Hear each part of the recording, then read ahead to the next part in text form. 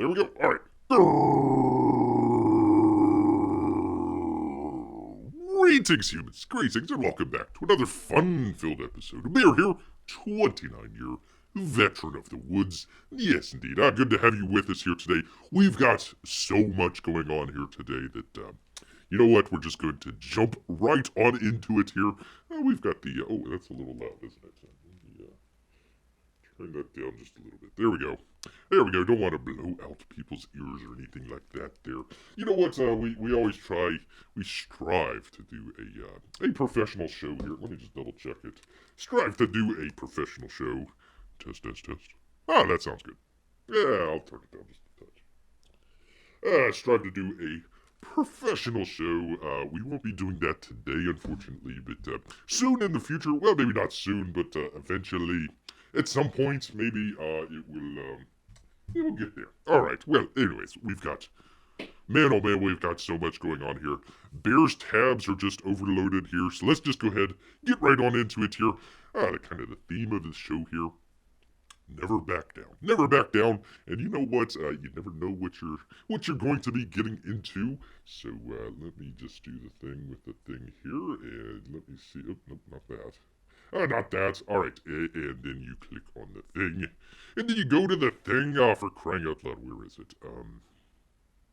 Here we go. Good news. Finally, some good news. Yes, indeed. That's kind of the theme of the show here today, hopefully. You know what?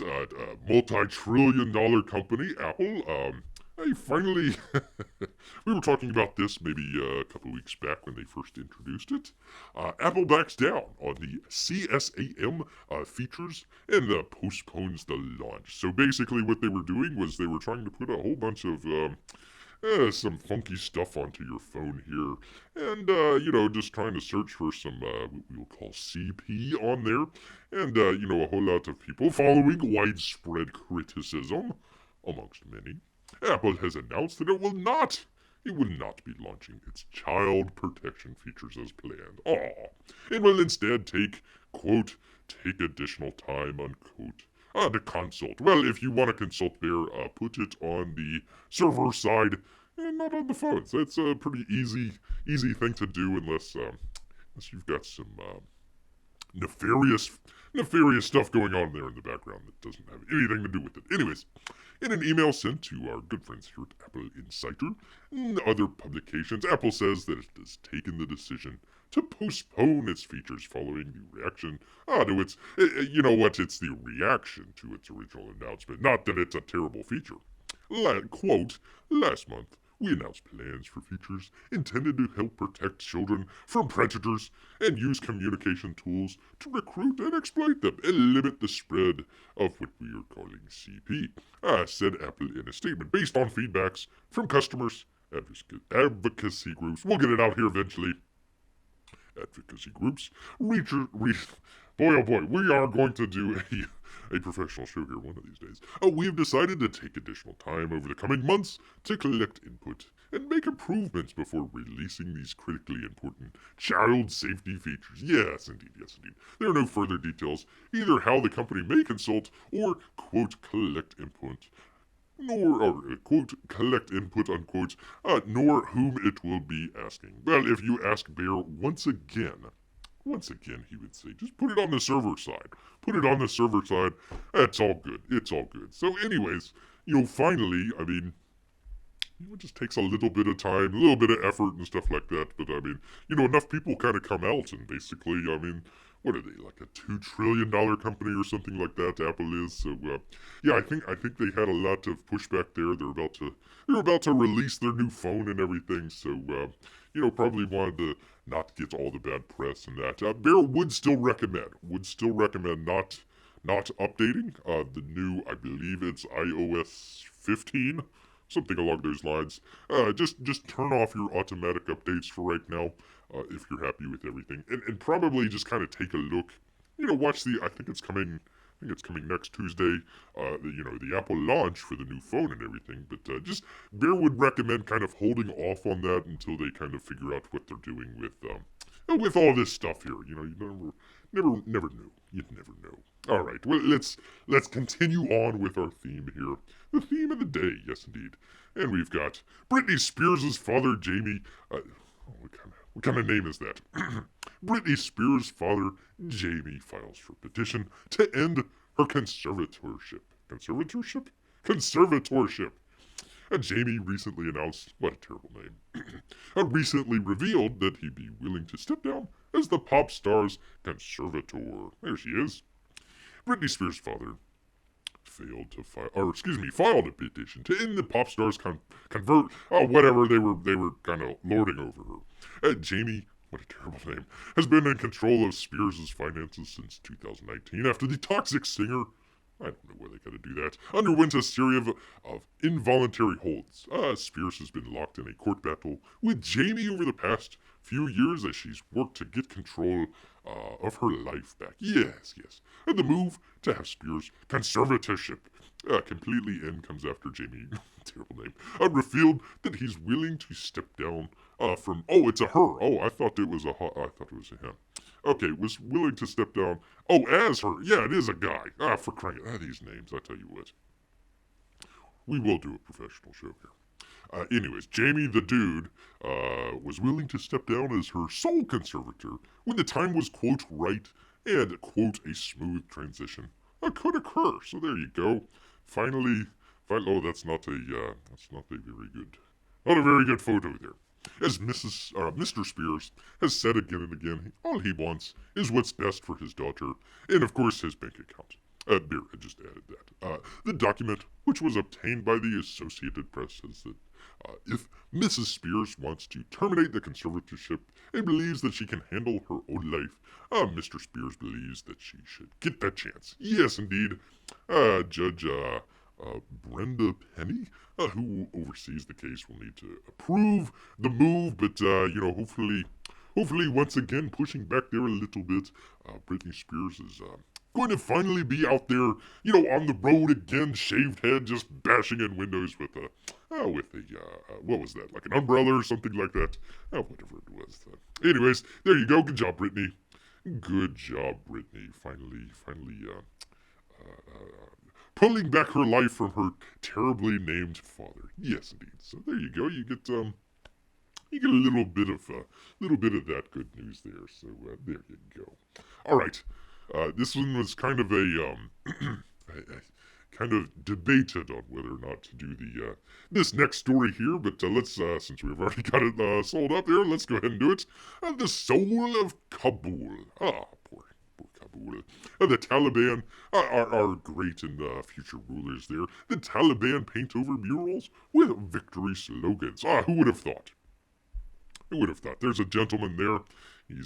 He's painting it over with some of the nice murals there. It says man paints over murals on a concrete wall in Kabul with the message reading, for an Islamic system and independence, you have to go through tests and stay patient.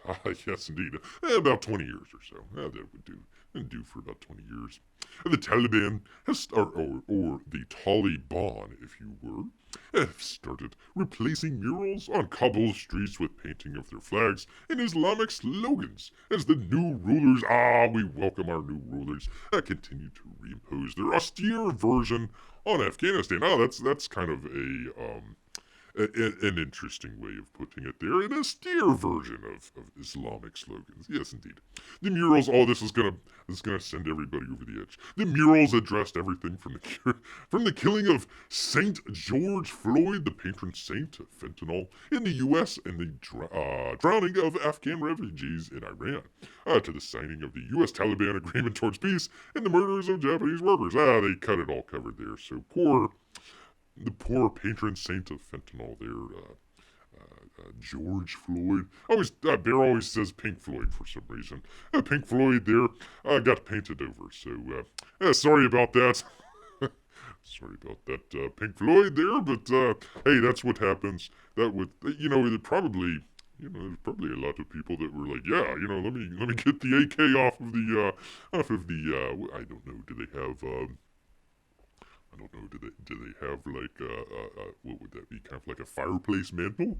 I would assume they would, but anyways, just grab that AK off the fireplace mantle and just kind of charge into town there and get rid of the. I mean, we had a story last couple weeks back where even God was mad. I mean, he struck down a mural with lightning. So I would say if you have a Pink Floyd mural out there, it's probably going to be drawing some very, very critical interest there. Yes, indeed. Yes, indeed.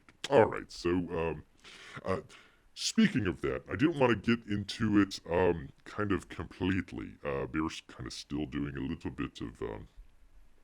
bit of research, but actually, next Saturday is the anniversary. Anniversary. I don't know. Memorial. The memorial. The I don't know whatever you would call it of the September 11th incident there in New York City and of course D.C. and in Pennsylvania there as well. So Bear's actually doing a little bit of let me go back here. Pardon me, people. A little bit of kind of some stuff here. Looking up some more stuff on that there, so I actually kind of came across some interesting stuff. If you happen to be on the YouTubes there's an interesting channel that Bear would not necessarily recommend, but do check it out. Do check it out. It definitely did not age very well. Did not. Oops, that's the wrong one. Did not age very well. It's called National Security Leaders for Biden. So yeah, definitely check out that channel. Unfortunately, they've locked their comments. So but you can go over there to the discussion and kind of leave some interesting remarks about all these gentlemen posting their L's online, as it were. So that was neat. Actually, they had a website that they actually took down. So if you actually went to nationalsecurityleadersforbiden.com, you'll find it taken down. They took down all these people here, but actually kind of forgot to take down the YouTube page. So anyways, Bear's got receipts. So there you go. So anyways, we'll talk a little bit more about that next week. Bear actually did. Many times back. Hey, Jeff Potts, good to have you here. Good to have you here. Did a while back, a couple years back, actually did a script that it kind of did okay. It got some, it was an online contest, so got placed up there pretty high and everything. If you knew what to look for, you can go check it out and everything. But actually did some stuff on a script on September 11th and everything. So he got a little bit of kind of little inside stuff there. Unfortunately for our homeland security there. I mean, we are going to hit all these things here today. We'll be doing the Wu Flu stuff here in just a minute here. Of course, all that. I actually got to hear Trump on the radio here not too, about an hour or two ago. That was good to hear. He's always funny there. I tell you what. And of course, we're gonna hit all three of them here. The 9/11 anniversary. Memorial, I suppose, whatever. So, yeah, unfortunately, gonna be hitting all three of those there. But let's get back to the stuff that we wanted to talk about here. Let me find it here real quick. Because I've got to figure out what he's doing here. I tell you what. One of these days, we will do a professional show. But first, here it is. Boy, beer with beer. Oh, did I not? Oh, shoot, I did not put those into it. I didn't put that into OBS. Oh, for crying out loud. I hate OBS. Oh, OBS sometimes. Let's see, did I? Yeah, I didn't do it. Okay, beer. Let me see. Could I do a display capture? No. For some reason it won't, why won't it do the display capture? Alright, well, bear with beer for just a moment here as I need to put in some of the stuff here. We're going to be talking about, what was it called? Terror in the Trenches? From Von Klaus. He's got a new book. Oops, the name is already in use. Okay, Trench. He's got a new book coming out, and we're going to be talking a little bit about that. Let me get it on here. Just bear with beer. There we go. And now I've got to scale it, of course, because it wouldn't be OBS without it being unscaled for bear here, as he does this live. live and national in front of everybody here. Just taking the time. You know, I mean, no big worries. Blah, blah, blah, blah, blah. There we go. Let me do the thing. And the thing, is it doing it? There it is. Oh, thank goodness. Okay. Anyways. I apologize about that. We're going to have to do it for the other two ones as well here. But from Von Klaus, he's announcing the terror in the trenches. He says, "Hello, fiends. Thanks to all of you who helped us close out the Monster MD campaign. $106,000. Good job. There you go. Now the artist of MD and I has something new for you. We're going to paint it black from Rise Again Comics. We're ecstatic to announce the terror in the trenches." Excuse me. Take a drink here. Gotta wet the whistle. He says, "This is the comic I've been wanting to write since I got into comics. My ode to Dark Avenger stories. Black Terror must don his dark mantle once again when vengeful super Nazis, not just the regular Nazis, you can have super Nazis, bomb his hood. Ooh. Sign up, he's got the mailing list, you can get the trading card and all that sort of stuff, and it looks pretty good. Looks pretty interesting there. There you go. There's the, I'm assuming that's the main bad guy. Kind of like a sort of Punisher-esque kind of character there. Kind of interesting. He's got some breakdowns on some of the other, let's see, what is her name? Lady Satan? Satin? Lady Satin. Some interesting stuff there. So, neat characters. Actually, I forget who the artist was. I'm trying to remember who the artist was for Monster MD there, but did a really good job. Bear actually liked Monster is. Man, oh man, I think it was like 100 and something pages. It was a thick book. He could have literally broken that in two and would have been fine. And holy cow, she did not miss leg day on that one. That's a stretch and a half right there.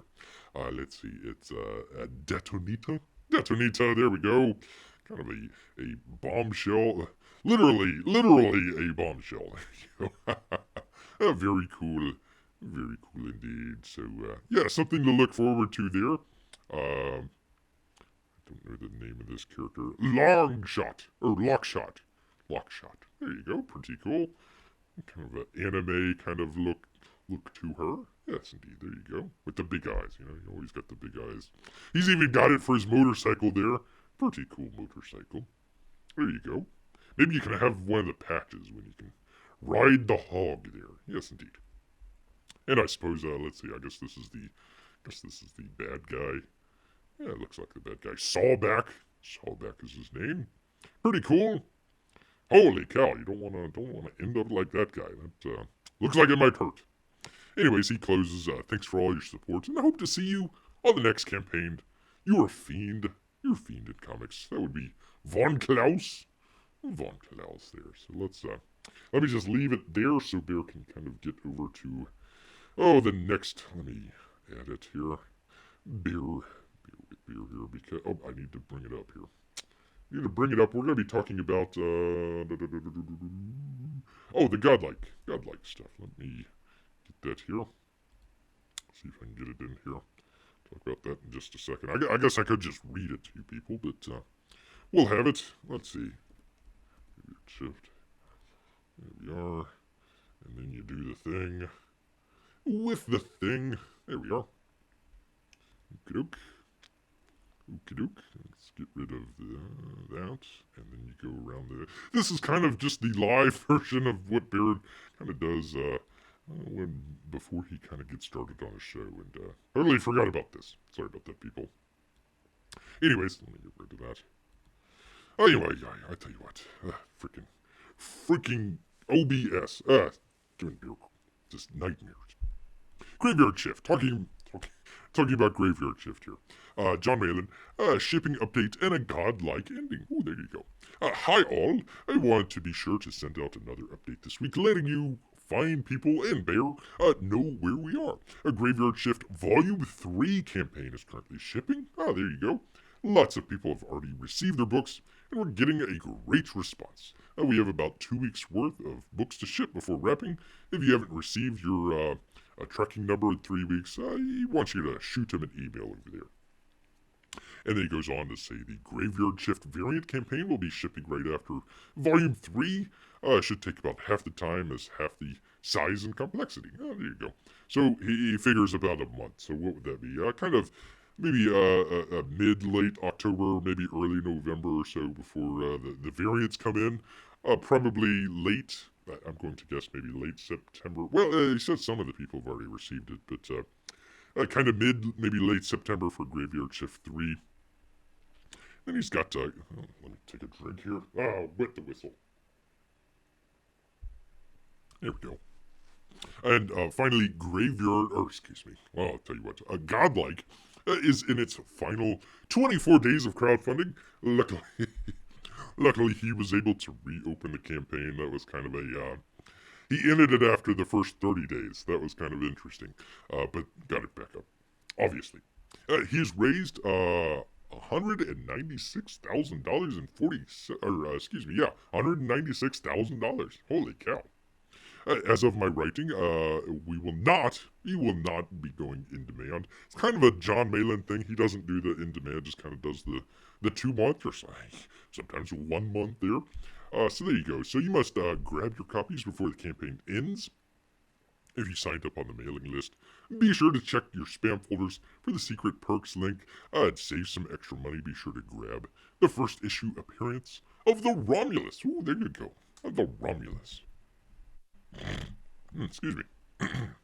So there you go.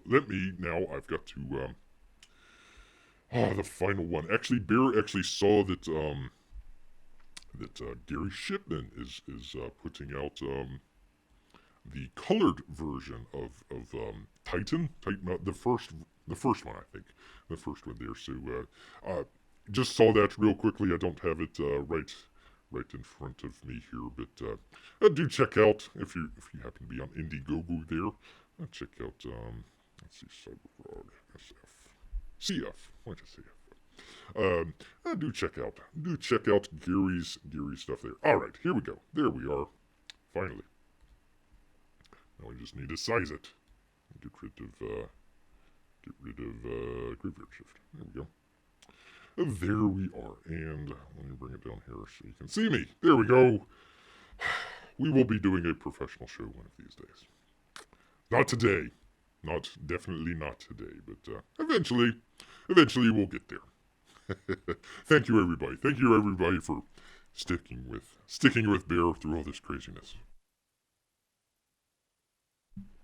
All right.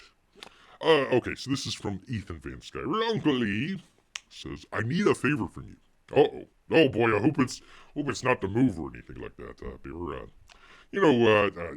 One too many times moving the couch and says, not again. Anyways, he says, needs a big favor from everyone. Hello, my wonderful Cyberfrog 2 Rex Planet backers. I will get this eventually. I hope you are all well. Everyone is doing fine at All Caps Comics, having just completed the fulfillment of Cyberfrog warts and all. I hope you ordered and received that beautiful hardcover collection of the 90s Cyberfrog stories. Well, actually, Bear got the coloring book. It's pretty good. Really like that. I'm updating to ask you for a big favor, and I certainly understand what I'm asking. It isn't easy, but here it goes. Oh boy, I hope it doesn't involve moving. Oh, please be patient. Oh, thank goodness. Oh man, I thought we were gonna be helping moving again or something. I don't know.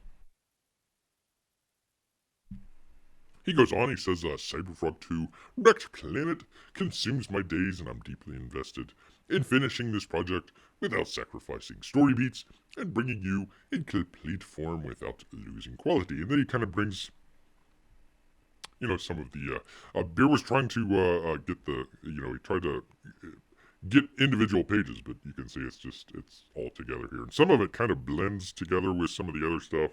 Not sure if it's intentionally cut off or if that's just the way that it's formatted. But anyways, he's showing some pages off here. Nice coloring from Kyle Ritter. Not really sure what's happening to this guy. It looks pretty painful. Looks really painful, in fact. I tell you what. So anyways, he's got some pages up here. kind of wish he would have released this maybe in a PDF or something like that, so people.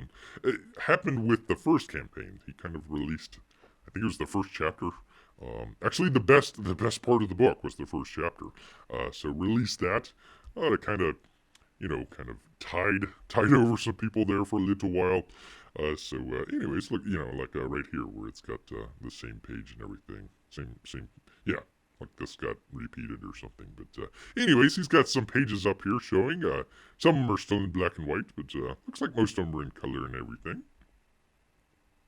Some pretty neat stuff here. Really detailed, really great stuff. I mean, nothing to complain about. Not really sure about this angle here on it. Cyberfrog sitting down in the chair. That's kind of an odd angle there, but there you go. Kind of an Al Bundy looking angle there. Anyways, showing off, I don't know, 15, 20 pages maybe? Thereabouts or so. He says the last few pages aren't being previewed because of spoilers, but yeah, he's kind of showing the progress so far. Some of this stuff Bear's seen before. I remember this shot right here in a previous update, and I think one or two of the other ones as well. So I've seen some of this stuff before, but he's kind of putting it all together and everything. So it looks pretty good. Ethan goes on, he says, I'm immersed in this world. I wake up in the morning and listen to the soundtrack I've created to remind myself of who these characters are and what they're meant to represent. It's important this book be worth the wait and worth reading and rereading. Bear should reread the whole thing here and get it right, yeah. It's worth reading and rereading over and over again. There you go. So I ask you to place trust in me, and let's get this right. The pressure I felt on Bloodhoney, that would be the first book, caused me to end the story abruptly, just to bring something to satisfy the doubters. Anyways.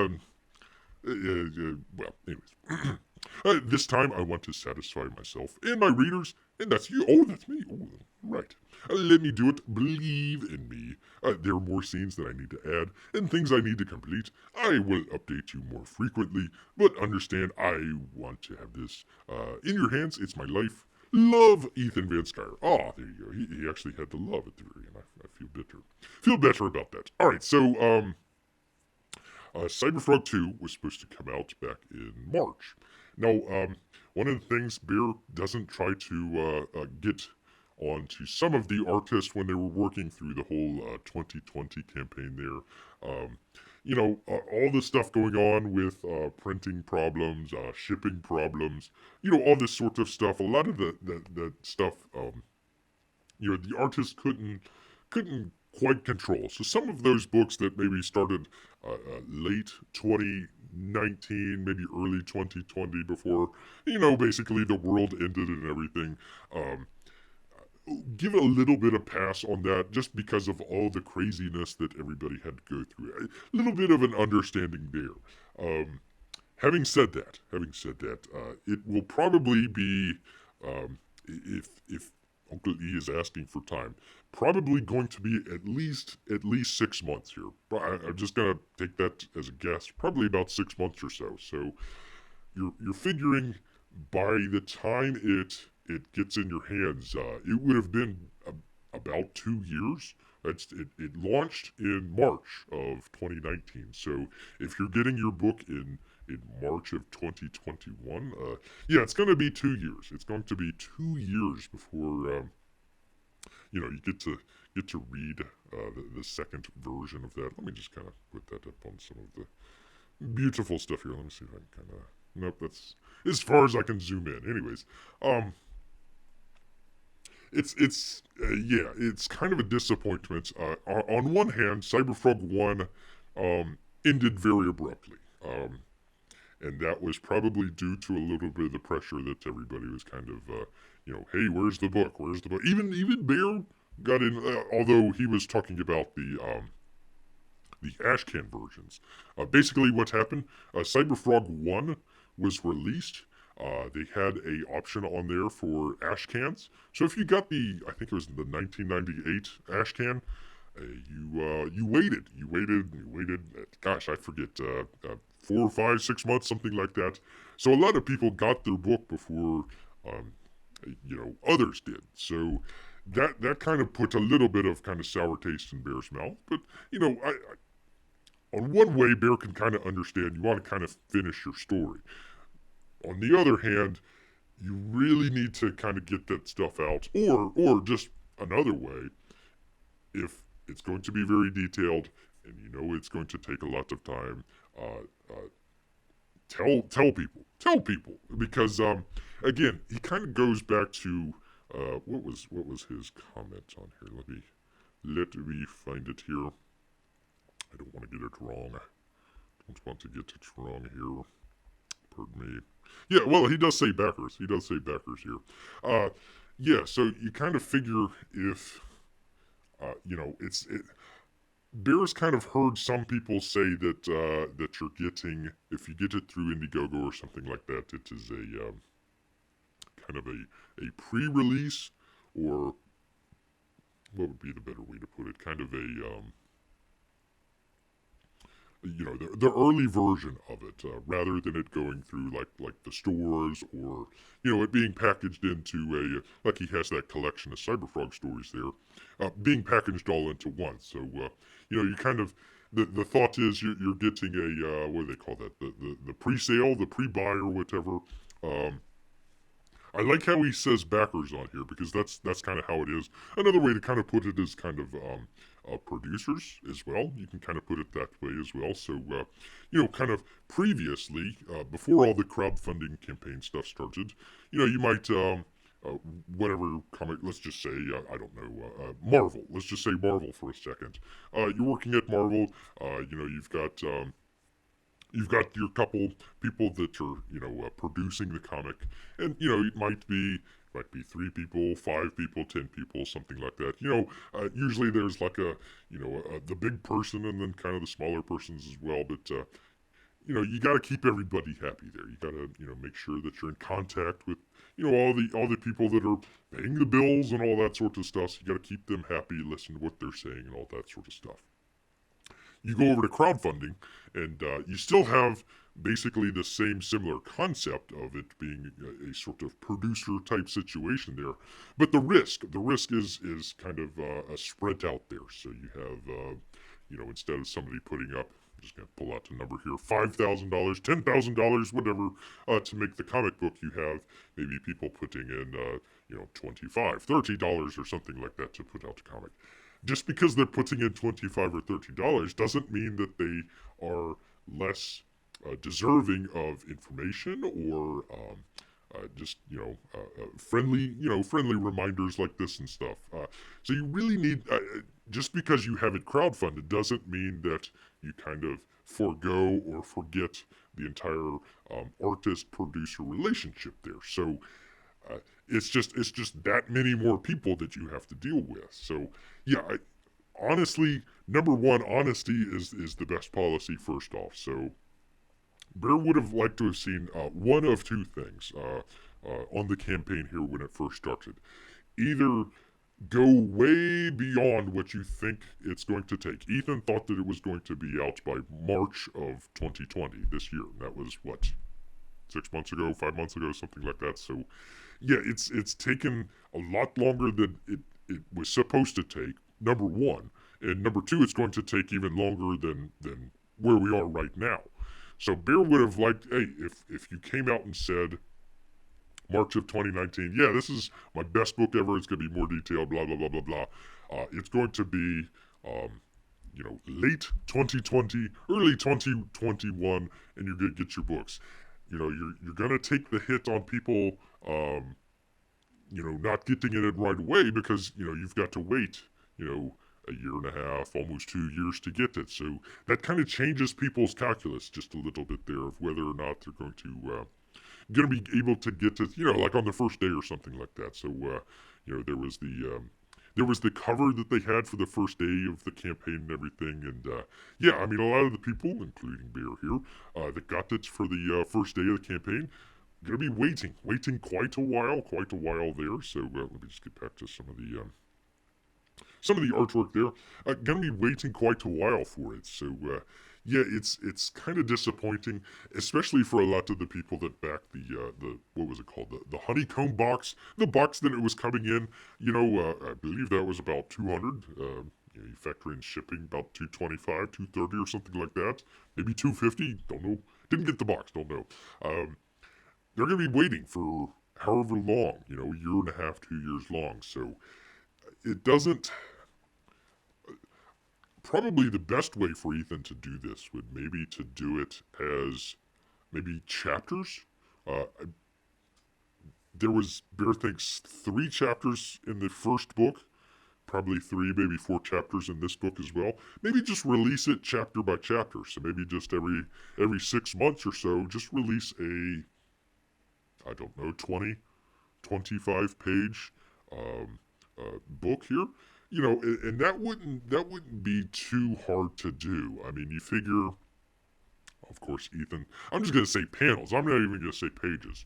You figure he takes maybe, let's just say, I don't know. Let's just say a week. Let's just say a week to do a panel or something like that. So, 4 weeks, you might have a complete page there. So, yeah. So that might be 20 weeks there. You might want to be able to cut that down just a little bit there. But yeah, maybe something like that. Maybe cut it down a little bit and just kind of release it in kind of episodes or chapters there. And then maybe at the very end, kind of compile everything together or something like that. Or maybe at the beginning of like the book here, if you're just getting the first chapter, maybe there could be something in there where you're an early backer, so maybe you could get either a discount or something like that on the full complete book there. The other way to do it, probably the best way to do it, and Bear would kind of recommend this to a lot of the artists out there that have the very detailed stuff in there that takes quite a while to do and everything. Instead of making the backers wait, instead of making the backers put up their money and then having to wait for a year and a half or something like that, 2 years. Um, Probably put in maybe I don't know 30%, hopefully something like 50% complete. So if you have Blood Honey here, uh, get it about halfway done. So we might have just delayed it until this year to actually launch the campaign. Would have had probably a good third, a good half. I don't know how many pages this represents out of the book, so it's kind of hard for Bear to tell here, but maybe have some of that ready to go. Of course, you can kind of do kind of little drops of artwork over the campaign because you've already got the artwork there, and just kind of release it over time and stuff like that. I think that would have been a lot better to do it. Of course, you got to.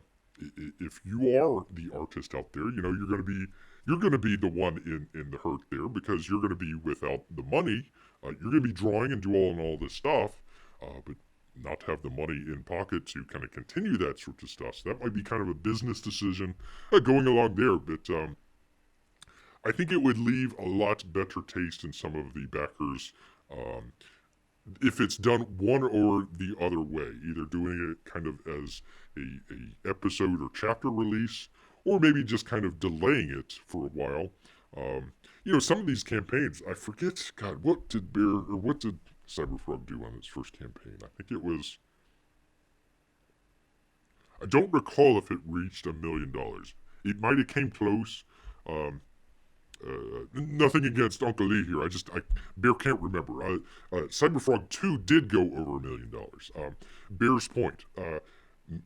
Maybe put a little bit of that money aside as kind of a rainy day fund. So when if you want to do the 50% and then launch the campaign, you'd have the money there in hand to do the campaign. You can do it as a stretch goal on the first campaign or something like that. Bear's actually seen that. We're putting aside some of this money for the next campaign to get it kind of started a little bit quicker. Paying the artist up front a little bit so he can get started on the next book. That would probably be either or would be the best way to go. Leaving some of the backers kind of number one in the dark, and number two, you know, uh, I guess you can call holding the bag for a while. Yeah, it I think a number of people who were disappointed in the first campaign. Not that it was a bad campaign or anything like that, just that it kind of uh, lasted or went on too long. They didn't get their books for forever, and then it just kind of ended. And then you're picking up this book. Hey, let me give Cyberfrog 2 a shot. He said that he would figure out all the stuff in the first campaign, what went wrong, what went right, and try to fix stuff. They're picking up this book, and now they're going to have to wait another, I don't know, 6 months or something like that to get their book. Uh, will those same people that have been around since 2018, 2019, will some of those same people still be there in 2022, 2023, whenever Cyberfrog 3 launches there? So that's kind of a big thing that people need to circle there. Not that this is going to be a bad book. I'm glad that Uncle E is actually going to complete the story and get it in kind of as, I don't know what you'd call that, kind of a complete book, I suppose. That would be nice. That would be nice. But again, at the same time, it kind of it's just taking way too long for just one issue. If this is kind of a trilogy, you're probably going to wait until, gosh, I don't know, 2025, 2026 until you can finally complete the Cyberfrog collection there. So yeah, that's kind of a downer there. Some of these bigger campaigns, they might be better off kind of. Uncle E's doing a little bit of this is some of the publishing aspects. So they had. We just did Starblades not too long. That was published by All Caps Comics here. So maybe do some of the I don't want to say smaller, but lesser known campaigns out there and just promote that sort of stuff. Probably a number of people are also going to say, "Hey, need to cut back a little bit of the YouTube time as well. The 3, 4, 5 hour long YouTube streams, that sorts of stuff. It might be a little bit better just to use a little bit more of that time drawing and some of that stuff. Bear can kind of see that, but at the same time, if Uncle E is working on this all day long, and then okay, I'm done. I'm tired of drawing and all that stuff. Let me go hang out with my friends and that sort of stuff for a couple hours. Bear doesn't have any problem with that. That's fine. That's totally cool and everything. But yeah, trying to get the 4 5 hour live streams every other couple days and do the work at the same time. Bear can kind of see where some of the people might be criticizing that as well. So, anyways, we were talking about Cyberfrog here. Look forward to it. The colors look great. Kyle Ritter doing a great job. Details looking good. Hopefully, Eric Letters too much. Eric Weathers. Hopefully he'll be able to do some of this, because you're not seeing a whole lot of dialogue boxes or any of that sorts of stuff. So it's hard. I kind of wish that he would have given a progress report. Is this like 50% done? Is it 80% done? Is it we just waiting on a couple pages here? He kind of didn't really kind of specify any of that stuff. So anyways, let's I'm just gonna go back to the chat there, but nobody's in chat, so there we go. I stunned everybody with my brilliance. And it happens. It happens all the time. All right, let me go back to OBS. OBS here, because man, oh man, did we have a whole bunch of stuff here for every once every couple shows or something like that, Bear always tries to let me get rid of this. Bear with Bear for just a second. Get rid of that. Get rid of that. And get rid of that. Wish I could chew bubblegum and walk at the same time, but Bear cannot. But anyways, wanted to kind of we were talking a little bit about some of the woo flu situation stuff there, and one of the things that Bear always tries to do is not present a problem and then let's all just wallow in our anger and all this other stuff. Actually, kind of wants to present solutions for people so they can number one, have something to look forward to, and number two, it's not always down and doom and gloom and all that sorts of stuff. So, kind of like with the beer, get a drink here. Kind of like with the Apple stuff that we are talking about just a moment ago there.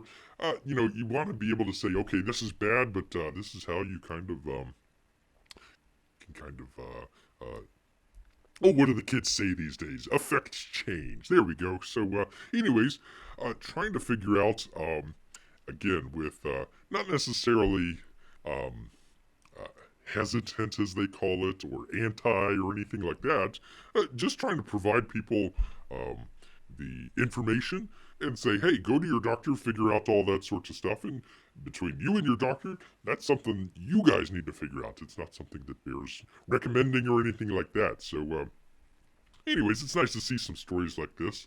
Oops, there we go. A California church that refused to close for the Wu flu gets $800,000 from the state and county to settle their suit. So there you go. There you go. I like this one as well. LA County has already spent almost $1 million on legal fees prior to the settlements. They were just losing money hand over fist to this church that basically held services and says we're protected by our First Amendment right. We're going to hold our services here, and state officials, you can't do anything about it. Go pound sand. They were they were I think they were denied service or something like that, so they were suing, or the state was suing them. I bear forgets which, but anyways, we'll get into it here. The state of California and Los Angeles County are each paying $400,000 to end litigation by Grace Community Church alleging that Wu flu restrictions on in-person worship infringed on its constitutional right of religious freedom. There you go. So there you go. Something to look forward to. The County Board of Supervisors approved its share of settlement on the Tuesday meeting, bringing the total it has spent on the litigation to $1.35 million. Was it worth it, Board of Supervisors? Was it worth it? The City News Service reports, this is actually the Just for News site.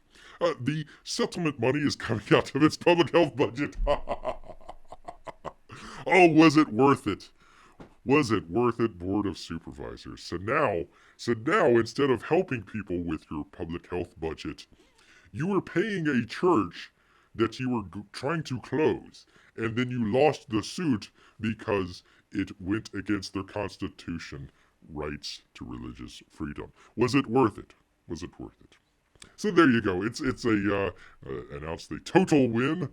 There you go. It's pretty good there. I'm not going to read the whole thing here. Just looking through this, Grace Community Church sought to overturn the injunction earlier this year, citing not one, but two U.S. Supreme Court decisions that allowed churches and synagogues to continue holding their indoor service, subject to attendance limits. Well, actually, I would say nuts to the attendance limits as well. MacArthur vigorously disputed the claims that his service were causing the spread of the Wu flu. In a court declaration filed in April, he said that a handful of congregants had been hospitalized or died from the Wu flu, but that they were not attending service because of their high-risk medical condition. Well, there you go. If you've got it, stay home. Don't infect people. And if you're not, if you're not symptomatic there, go right ahead. Enjoy your church there. Enjoy your church. All right, so that's one. That's one. Beer actually likes. Look at all these. Look at all these beautiful tabs here. Ah, yes indeed. Yes indeed. All right, let me grab some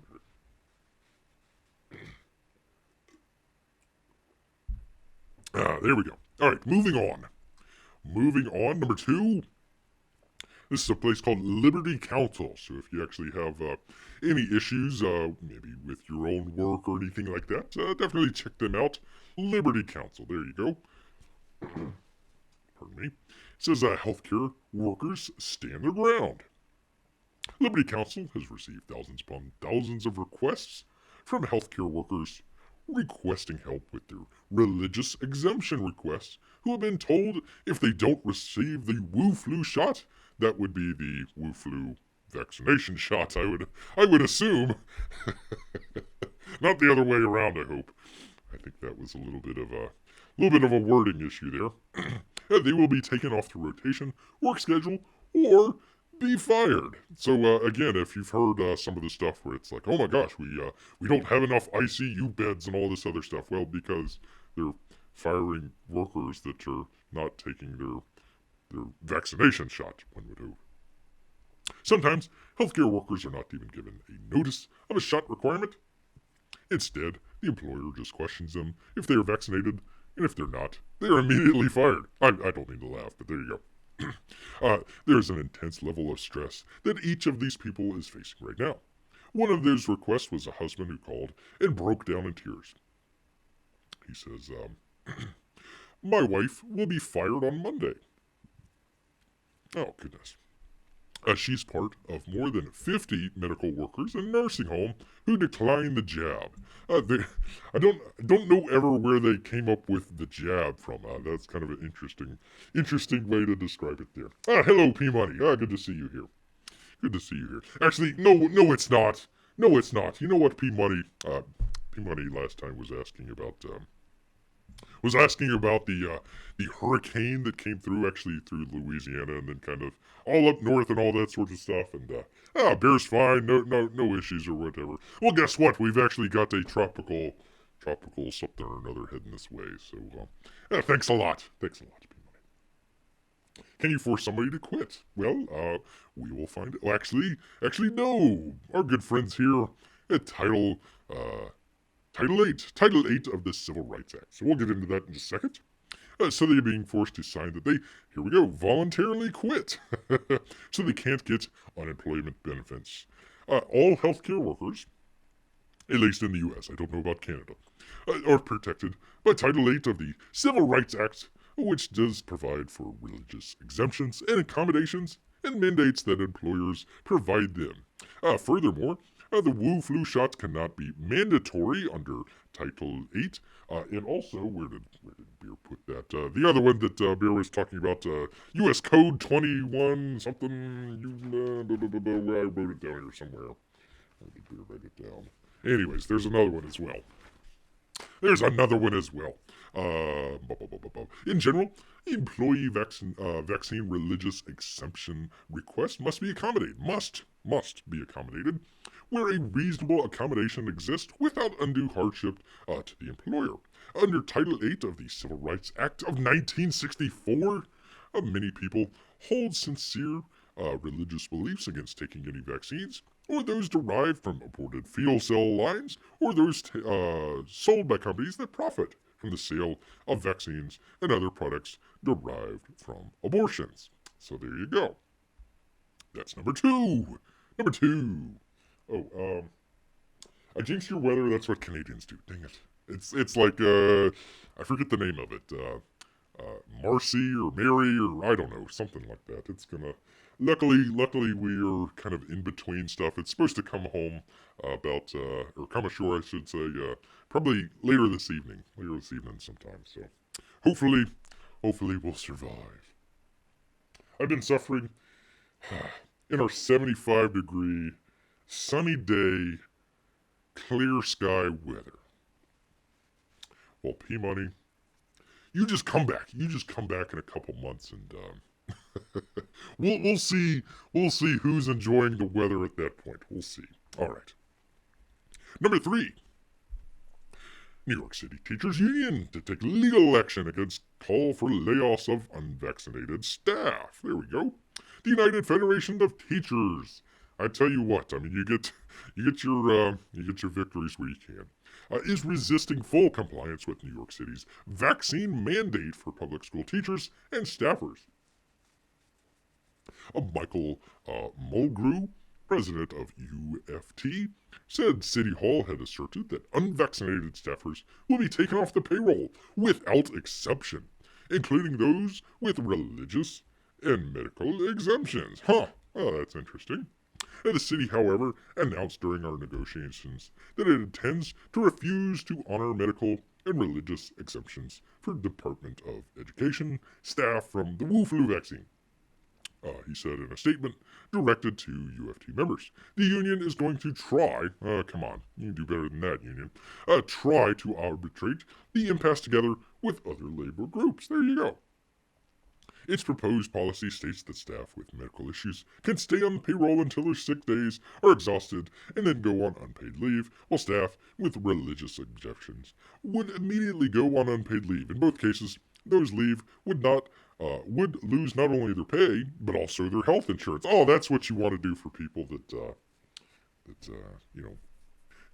go out there, teach the kids and everything, and got some maybe religious objections, maybe I'm sick or something like that, and getting the old jab wouldn't be the best time right now. Yeah, you're going to be out on your butt without any health insurance. Which, once again, go back to our good friends here at Liberty Council, and like our good friends over here at what was that called? The Grace Church. Grace Church.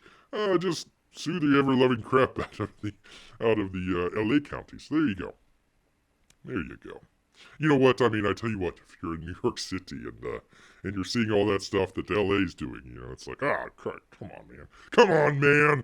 Anyways, with the first day of school fast approaching, we are frustrated, as you are with the mayor's perpetually last-minute announcements and late planning. It's a feature, not a bug.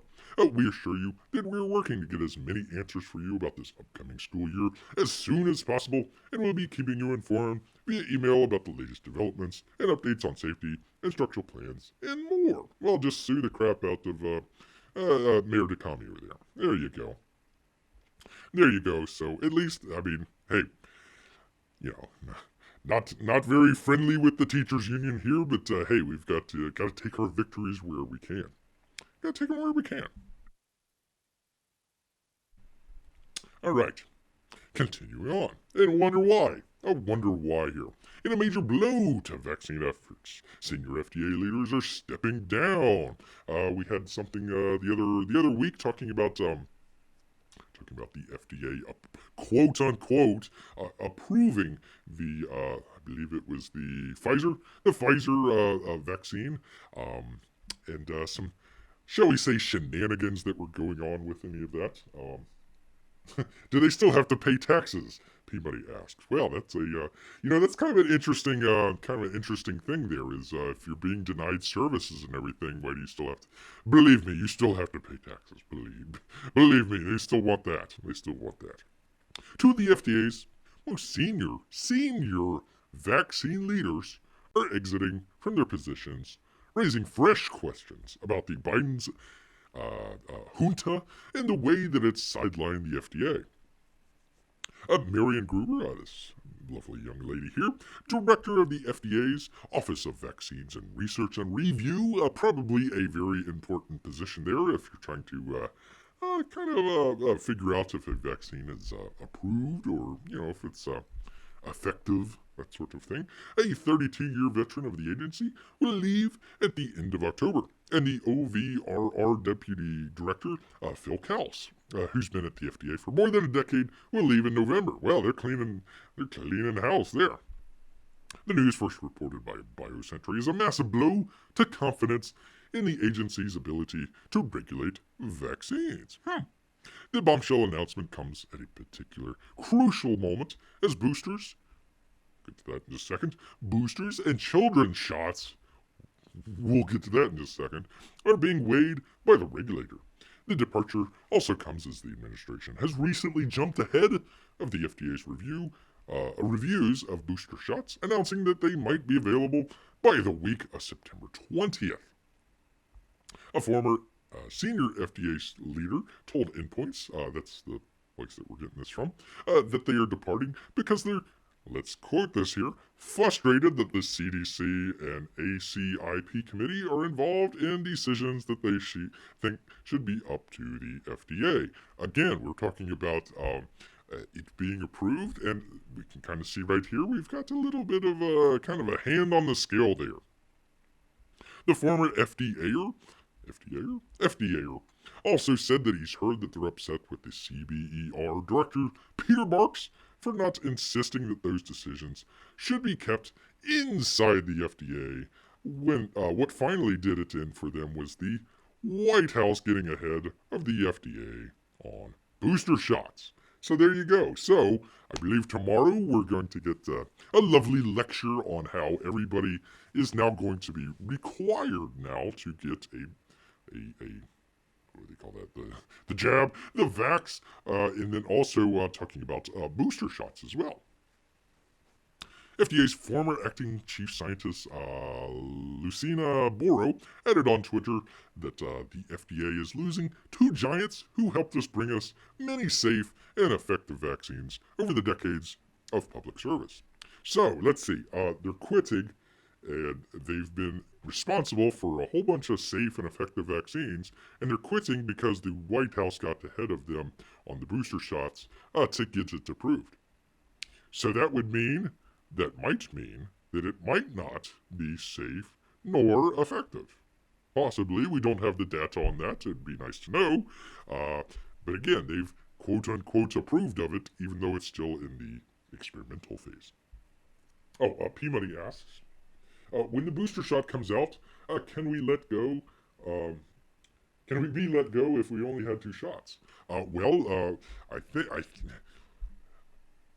we talk about getting either the cards or I don't know, maybe some sort of mark or something, get a tattoo or something like that hey, I'm vaccinated, blah blah blah blah. Well, now you're gonna have to do it with when you got your vaccine. So were you up to date? Are you up to date on your vax? I'm not up to. So okay, now instead of just having two separate societies, right? So we have the unvaccinated, the dirty, the unclean, as it were, over there. And then you've got your vaccinated people, so now you've got three. So now you've got your unvaccinated, your people who have previously been vaccinated but might not be up to date on the booster shot. And then you've got your people that are completely up to date on everything. So now you've got three different societies there.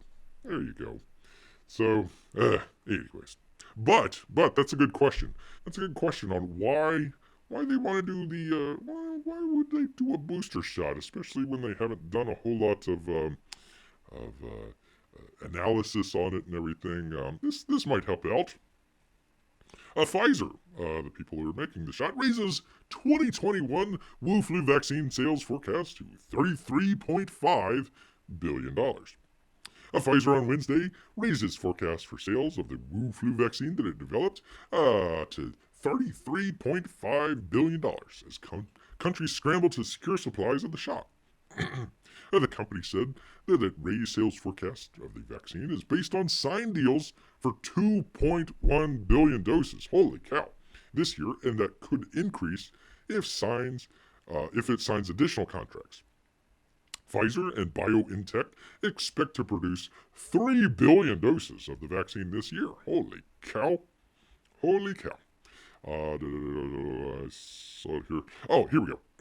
Pfizer has said that it believes a third booster, quote unquote, dose of the vaccine will be needed in the future, which could help it bring in more sales. Oh, wow, oh, wow. The company said on Wednesday it could file for an emergency. That's already happened.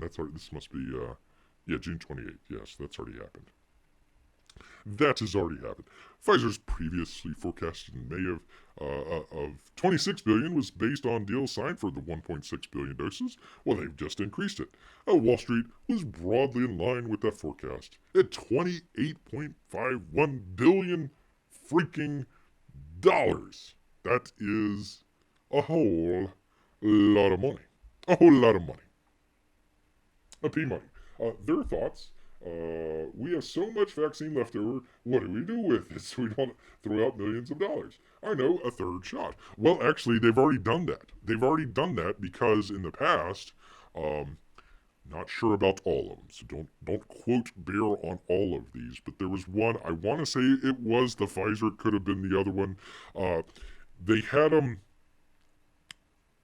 I want to say it was like there was either a 6 week or 2 month a window there, and then they extended it to 3 months, and then they extended it to 4 months, and then they extended it to 6 months, and now they've extended it to I think a year or more. So the stuff that was previously marked as out of date, I guess you could say, is now, hey, you know what? Hey, you know what? That spoiled milk. Go ahead and drink it. It's fine. It's fine. So no, they've already done that. They've already done that. So yeah, I'm not saying it's a causality here of the booster shot and $33.5 billion, but you know it probably doesn't hurt. Probably doesn't hurt. All right, so let's kind of shift just a little bit. Everybody's kind of worried about the vax and everything, but what about the other kind of side of everything? Everybody's talking about well, even if you've gotten the vaccine, well, you still got to socially distance and you still got to wear your masks, right? And also, well, what about the kids? The kids aren't even under the believe, don't quote Bear on this, but even under the emergency use, I don't think that the kids under a certain age, I think it was 16, it might have been 18. There was two different ones. Pfizer might have been 16, and Johnson might have been 18, or vice versa. Forget which, but anyways, they haven't even approved that for the emergency use, much less any of that other stuff. Actually, by the way, I actually got a let's Bear find it here. Let's Bear find it here because, well, actually, I can get to that story in just a minute. Let me get to the story, and then we will, as they say, circle back to it. So we were talking about masks here. So let's find out. Are masks useful? All right. Where do we go? Where do we go to find out? Let's get the study. So here we are. U.S. National Laboratory of Medicine, National Institutes of Health. There you go. So, what did they say? They did this study here, is a mask that covers the mouth and nose, free from undesirable side effects in everyday use, and free from potential hazards. Well, has anybody brought this to any major news organizations or anything like that? Probably not. Probably not. We gotta dig deep here. Gotta dig deep here. That's what Bear does here. That's what Bear does. Basically, it just kind of goes into it. They're talking about mask-induced exhaustion syndrome, or MISE. We objectified evaluation evidence. Man, oh man, that's a scientific term. Objectified evaluation evidence changed in respiratory physiology. We'll get it. Of mask wearers with significant correlation to of an O2 drop and fatigue. A clustered co-occurrence of respiratory impairment and O2 drop. N95, they're using the N95 masks, which are the really well-fitting. These are the ones that if you do have to go into a public space and you are worried about all the situations, you want to wear the mask, you want to get the right mask to do, get the N95 mask. Not the KN95. That's the Chinese-made one. You want to get the N95 mask. But it basically, well, it'll show you here. CO2 rise, O2 drop. They're talking about mask and headache, respiratory impairment, temperature rise and moisture. By wearing a mask there. So this is a really, detailed study. That's a nice little picture there, the N95 mask. It shows you, the breathing resistance and the dead space volume. You're increasing your CO2 and you're decreasing your O2 there. Well, let's go down to the conclusions here because Bear doesn't have all day to talk about this. Let me go down. Oh, there's another good one there. So it just kind of breaks it down here, with the effects. You've got breathing resistance, dead space, temperature, humidity, bacterial, viral, fungal contamination within the mask, especially if you're reusing it quite a bit, respiratory impairment, the heart rate, blood pressure. Let's just go ahead and go all the way down to, let me find it here, Bear with Beer. Sorry if we've got to scroll through some of the stuff. I'm trying to find the conclusion. The conclusion, come on. Conclusion, here we go. A recent study of the Wu flu showed that both a significant lower infectivity and significantly lower case of mortality than previously assumed. And we'll get to that in just a second. It could be calculated that the median correlated infection fatality rate, basically, are you going to die from it, was let's get this right, 0.10%. So it's not even I mean, not even. It's statistically there, but man, it's pretty low.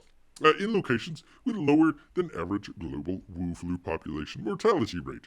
In early October 2020, the WHO also publicly announced that projections show that Wu flu to be fatal for approximately 0.14% of those who become ill, compared to the 0.10% for endemic influenza.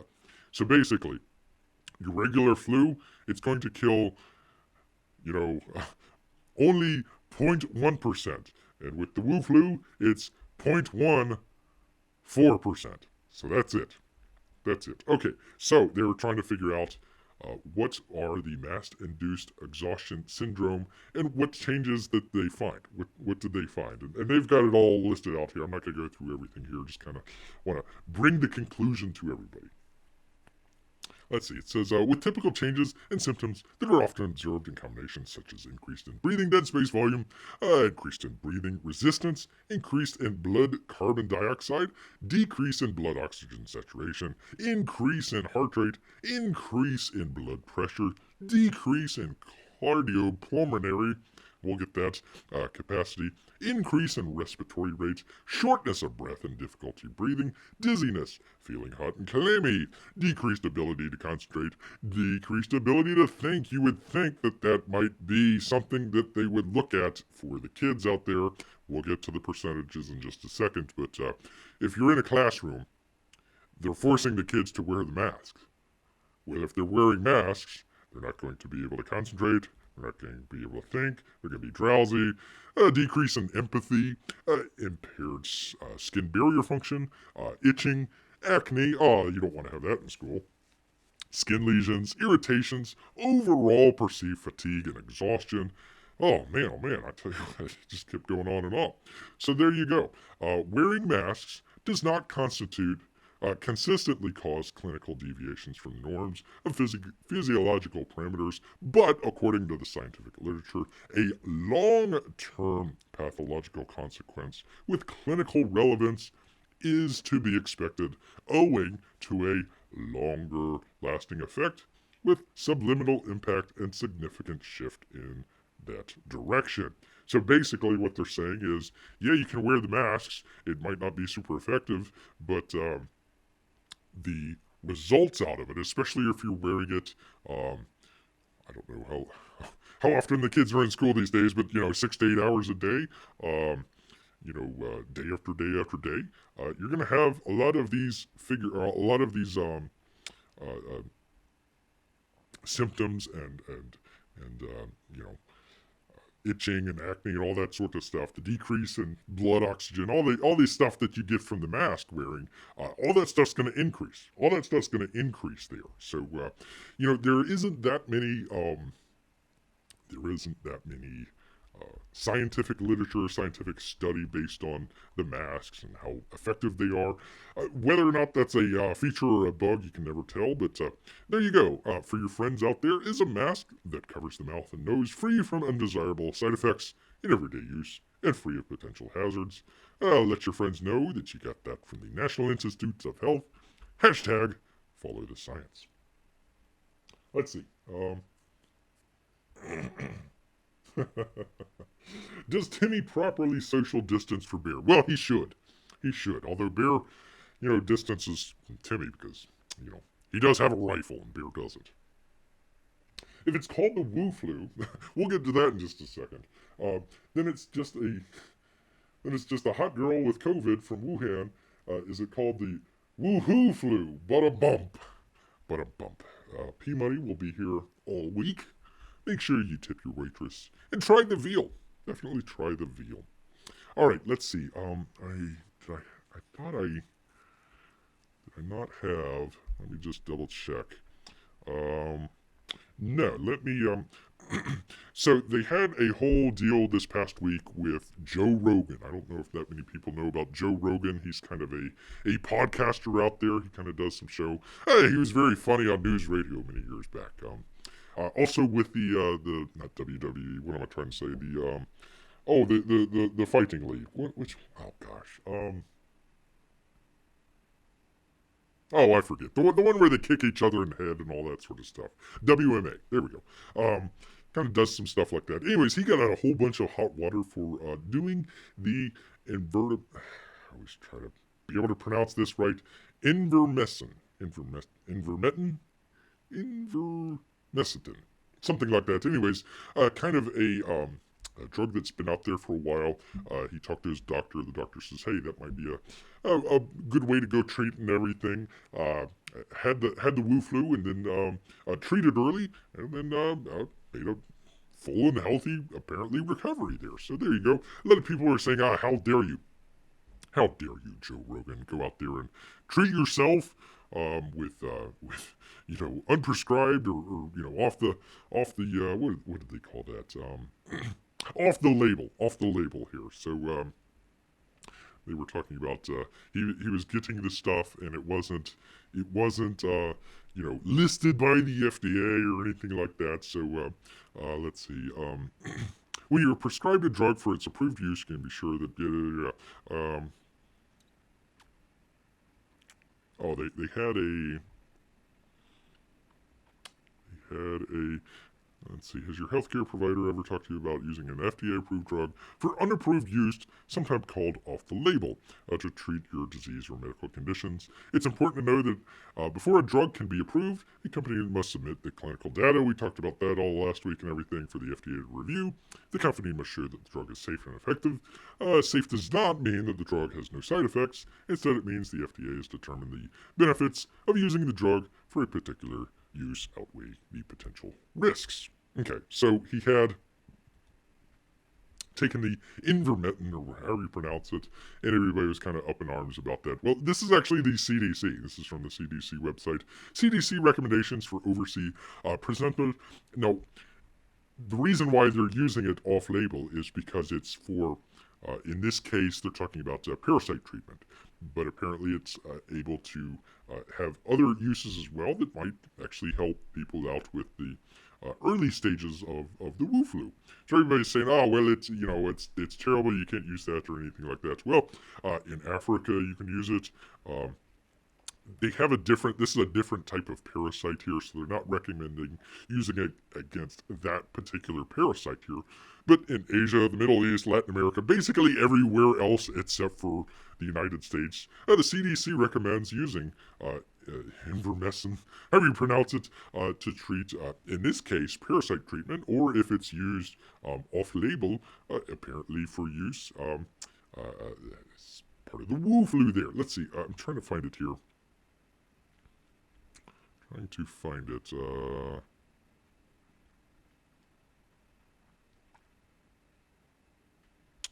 Oh gosh, I lost it. Or maybe I can't find it. I don't know.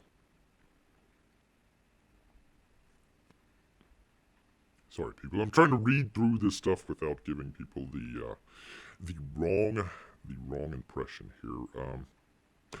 Yeah, here we go. Unapproved use of an approved drug is often called off-label use. The term can mean that the drug is used for a disease or medical condition that is not approved to treat, such as when a chemotherapy is approved to treat for one type of cancer, but the healthcare provider uses it to treat a different type of cancer. It's given in a different way, such as when a drug is approved as a capsule, but is given instead in an oral solution, or it's given in a different dose, such as when a drug is approved at a dose of one tablet every day, but a patient is told by their healthcare provider to take 2 tablets every day. If you and your healthcare provider decide to use an approved drug for an unapproved use to treat your disease or medical condition, remember that the FDA has not determined that the drug is safe and effective for the unapproved use. But it's up to you and your doctor. They've already talked about where it's been approved and everything. So, yeah, anyways, there you are. There you are. Joe Rogan, he was fine. He didn't need to go through all that stuff. I think I saw something about him suing CNN. So there you go. Gosh, there was. I, let's see. Well, I must have skipped over that. Anyways, there was a gentleman out there that did what's called IFR rates. Let me see if I can bring that up here. we were talking about that earlier. Just the basically the amount of people that died. I was trying to find the web page for it. I must have. It's not that one. It's not that one. Not that one. Yeah, I must have not. Dang it. Anyways, they basically synthesized a lot of the conclusions that the gentleman came up with, and kind of broke it down just a little bit easier way to digest it rather than trying to go through a lot of the scientific literature here. So we're looking at the what's called the IFR, basically your death rate. Okay, so this is for the Wu flu. Ages 0 to 19, 0.0027% of unfortunately, children or young adults there have passed away.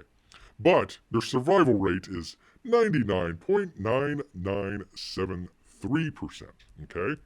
99.99. You know what? If you went out and you got a lotto ticket today and he says it is 99.9973% guaranteed to give you a winning lotto ticket, wouldn't you buy that lotto ticket? Would you buy that lotto ticket? Bear would. All right, so let's just go all the way down to the very most. Gosh, I wish I could find that. I must have put that somewhere else. Sorry about that, people.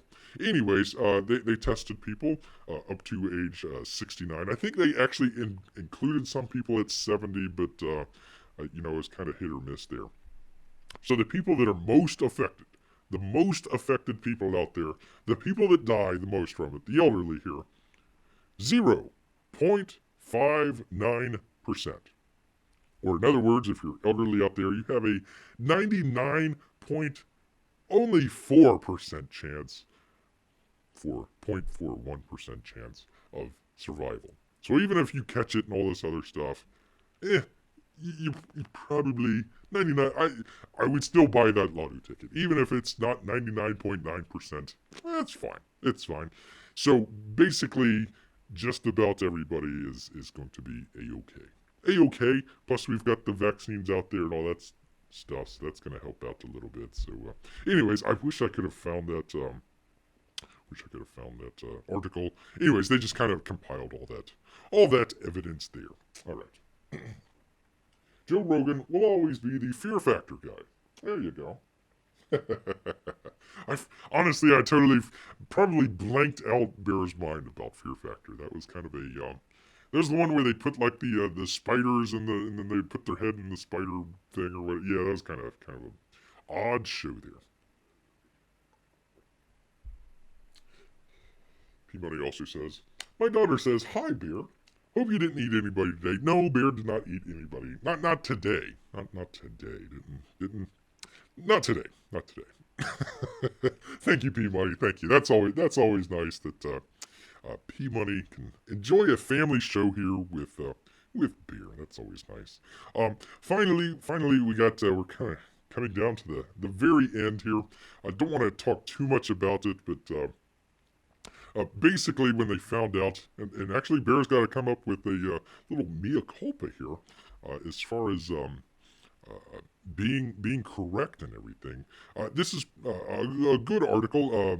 Details emerge about the Wu flu research at the Chinese lab in the Wuhan province there. So check that out at the Intercept there if you want to get a little bit more detailed into it there. But basically what happened was we were trying to look into all of these deadly the SARS, the MERS, that sort of deal, a lot of the coronaviruses. And what they were doing was they were trying to, what they call gain of function. So you have kind of a, your MERS or your SARS or something like that that's out there, or even just kind of the regular cold. Well, let's make it more deadly. Let's make it more infectious. Let's make it easily spreadable. They're creating a virus just to study it. They want to study it, see, okay, what treatments would work with this particular thing if the virus ever happened to evolve into something that was more deadly or more contagious or, spread easily, something like that. So what we were doing was we were funding research into that. But it was illegal to do that here in the United States. So what they did was they went over to China. They went over to China to do the research over there. Unfortunately, they don't have the same processes and procedures that we do here. So one of the theories out there is that it escaped from this lab. They were working on this virus that escaped from the lab. We have some evidence out there that a lot of people in the province there that was working at some of these facilities actually got sick, and they were going to the hospital. About a month or two before the major outbreak that happened in Wuhan there. So, anyways, they says one of the grants was titled "Understanding the Risk of Bad Coronavirus" or "Coronavirus Emergence," outlines an ambitious effort led, and this is important here, the Eco Health Alliance. There we go. That's going to be something that might live in infamy there, and the president there, Peter Daszak. Go check that out. And has screened thousands of bat samples for the novel coronavirus. Basically, just kind of the general flu virus, if you will. The research also involved screening people who work with live animals. The document contains several critical details about the research in Wuhan, including the fact that key experimental work with humanized mice, what the heck, was conducted at a biosafety lab, level 3 and this is where Bear has to do a little mea culpa here. They evidently found out that it was being conducted at the Wuhan University Center for Animal Experiments and not at the Wuhan Institute of Virology. A lot of people were training their thoughts and training, okay, let's take a look at the Institute of Virology. Apparently, we were actually funding it at the other experimental lab there in Wuhan. It just happened to be the different one. So you have a lot of people say, well, it wasn't the actual one. Well, yeah, but it was right across the street. Just because it was at a different lab doesn't mean that the theory that it escaped out there didn't happen or anything like that. So the documents raise additional questions about the theory that the pandemic may have begun as a lab accident, an idea that guy has aggressively dismissed. Well, I aggressively dismiss him.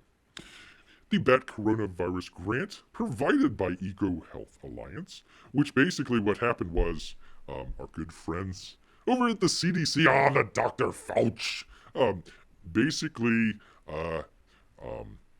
went around procedures there. I think that is the way to describe it. President Obama actually put it in place that you couldn't do this sort of stuff. So they basically went around that.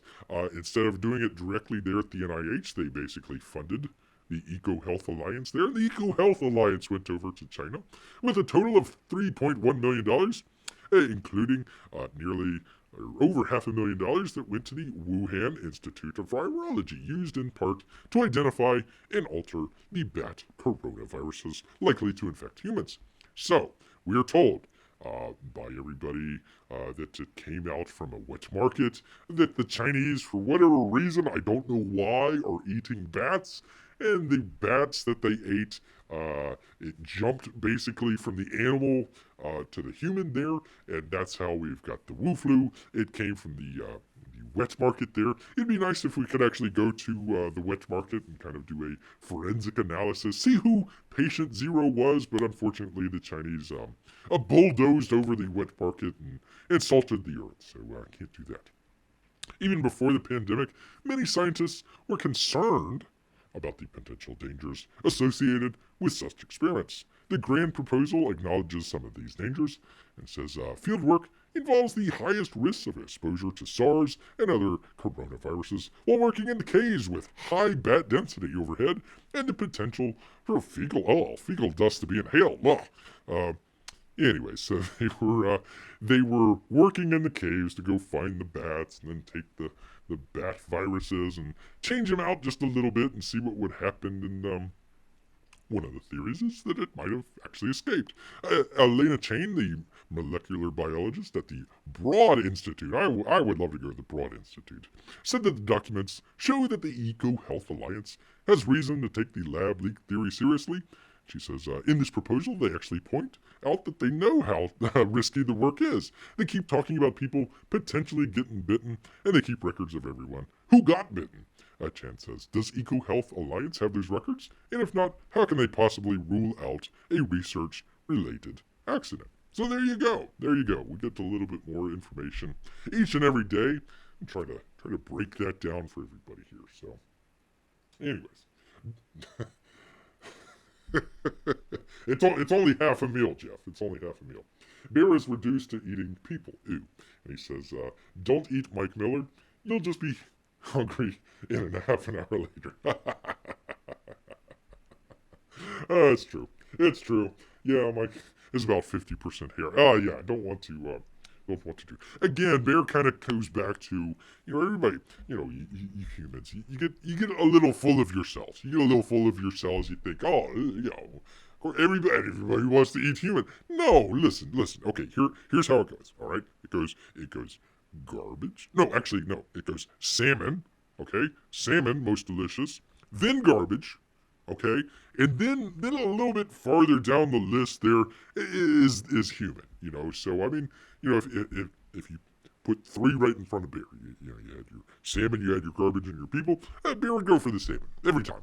Everybody thinks that humans taste great. No, you people do not taste really all that good. Kind of like a fatty pork, But Bear's not very much of a pork eater. It's just it does numbers on his gut and everything. So there you go. All right, I think that's a good place to put it. Mike is 50% here. Yes, indeed. Actually, I had one more thing here. It came from a place called Fire Eye. They were talking about the pro People's Republic of China influence on the campaign. Expands to dozens of social media platforms, websites, and forums, at least 7 languages, and this is the fun part, attempted to physically mobilize protesters in the U.S. So basically, they were going around, let me see if I can find it here. So they were putting out a whole bunch of different posts and stuff like that. And you remember a couple, maybe months back or something like that, they were trying to ramp up the stuff about there's all this anti-Asian stuff, and people were, it's because of the China, they're calling it the China virus, so they're going after Asian people and blah, blah, blah, blah. Well, no, actually, part of that actually kind of came from the CCP here, where they're putting out a whole bunch of different stuff out of a whole bunch of different accounts here, and, kind of, what would you call that? Pushing the narrative, I suppose. So, anyways, something to check out if you've got the time. A place called Fire Eye. They do a lot of cybersecurity stuff there. So they kind of keep an eye on a lot of that stuff there. They've got all this fake accounts. There it goes. So you can kind of see the shut your mouth. Don't make fake news about Wu Flu. I love these shut your mouth. Like that. That just sounds Chinese to me. Shut your mouth. Shut your mouth. Anyway, so do check that out. Some interesting and fun stuff there. So, anyways, I think that's probably a good place to kind of leave it there. Do appreciate, Bear always appreciates the longtime viewers and people coming back, and we still try to do a professional show here, so he does really do appreciate you guys kind of showing up. But also gotta say, any of the new people kind of showing up, we do appreciate you guys as well. I mean, it's not always that easy finding new channels and kind of fitting right in and all that sort of stuff. So, this is a little bit of a different channel. We talk a little bit about Comicsgate stuff. We talk a little bit about the Wu Flu stuff, because that's out there in the news today. So, anyways, if you like, or actually if you don't like any of that stuff, hey, leave Bear a comment in the comment section below, and he'll definitely read that and check it out. So, anyways, thank you very much. Thank you very much to Jeff Potts. Thank you very much to P Money. Thank you very much to everybody else out there. All the lurkers out there just kind of lurking by. So, hey, if they do the drawn and quartered show tonight, and actually it sounds like we've got our first rain band moving in, so hopefully Bear's internet will stay up here. But hope to see you guys on the Drawn and Quartered show, and until next time, We do this Wednesdays and Saturdays, usually about 8 o'clock or maybe a couple minutes afterwards. So, hey, make sure you check us out then. All right. Until then, people, we're just going to head back into these rainy woods. Yes, indeed. So until next time, people. Grrrrr.